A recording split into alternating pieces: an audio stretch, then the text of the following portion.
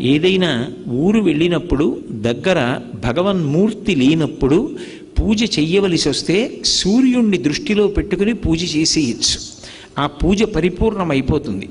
అంత గొప్ప శక్తి ఒక్క సూర్యోపాసన విషయంలో సూర్యనారాయణమూర్తి యొక్క దర్శనం చేత సూర్య ఆరాధనగా, మూర్తి లేకుండా ఆరాధనని శాస్త్రం అంగీకరించింది. ఎవ్వడు సృజించు ప్రాణుల ఎవ్వడు రక్షించు త్రుంచు ఎవ్వడనంతుండెవ్వడు విభుడెవ్వడు వాడి విధమున మనుచు బినుచు హేలారతుడై అంటారు పోతన గారు భాగవతంలో. ఈ సమస్త సృష్టిని ఎవరు చేస్తున్నాడో, ఈ చేసినటువంటి సృష్టిని అంతటినీ కూడా ఎవరు నిలబెడుతున్నాడో, ఈ సృష్టిని అంతటినీ మళ్ళీ హేళగా ఎవరు లయం చేస్తున్నారో ఆయనే పరబ్రహ్మం. ఆయనే ఒకనాడు సృష్టికర్త బ్రహ్మగా కనపడతాడు. ఆయనే ఒకనాడు స్థితికర్త శ్రీ మహావిష్ణువుగా కనపడతాడు.